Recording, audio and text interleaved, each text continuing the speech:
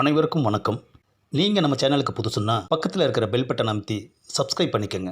தொடர்ந்து எல்லா வீடியோக்களையும் நீங்கள் பார்க்கலாம்.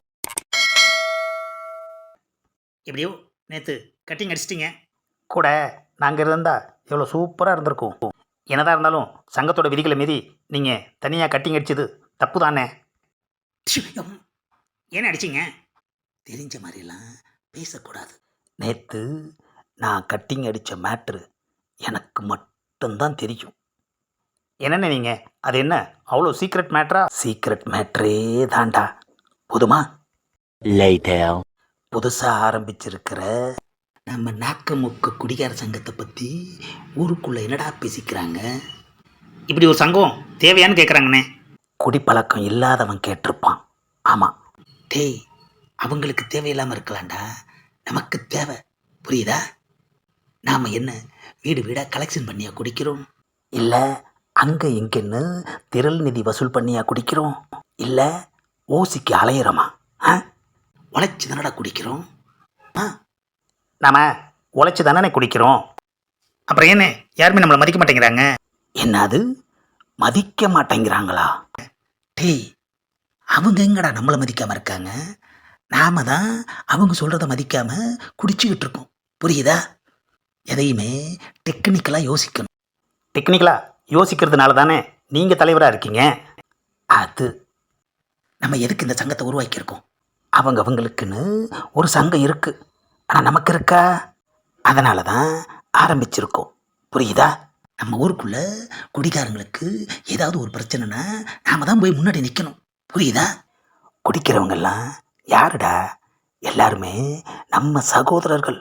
புரியுதா? அண்ணே, இன்னைக்கு ஒரே ஒரு கம்ப்ளைண்ட் வந்திருக்குண்ணே. ஆஹா, சங்கம் ஆரம்பித்து கொஞ்ச நாள் கூட ஆகலை, அதுக்குள்ளே கம்ப்ளைண்ட். அப்போனா நம்மளை எவ்வளோ நம்புகிறாங்க.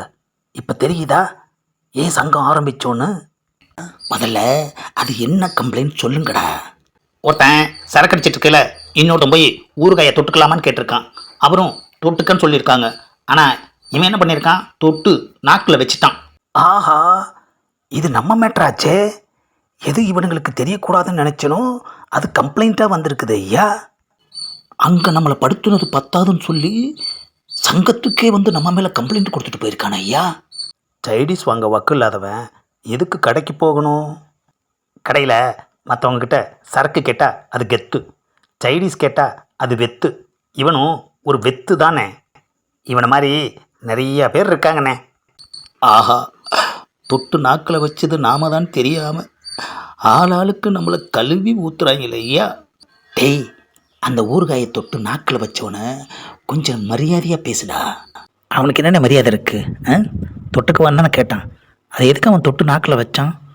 மானம் கெட்டவன். ஒரு ஊறுகாய் கூட வாங்க வக்கில்லாமல் எதுக்கு ஒயின் ஷாப்புக்கு போகிறான்? அம்மா, எதுக்காக நான் இப்போ என்ன அடிச்சிங்க? ஏண்டா ரொம்ப ஓவராக போகிற. அவனை சொன்னா உங்களுக்கு என்ன கோவம் வருது? டேய், அந்த ஊறுகாயை தொட்டு நாக்கில் வச்சது நான் தான்டா. இந்த பதிவை லைக் பண்ணுங்கள், ஷேர் பண்ணுங்கள், மறக்காமல் சப்ஸ்கிரைப் பண்ணுங்கள்.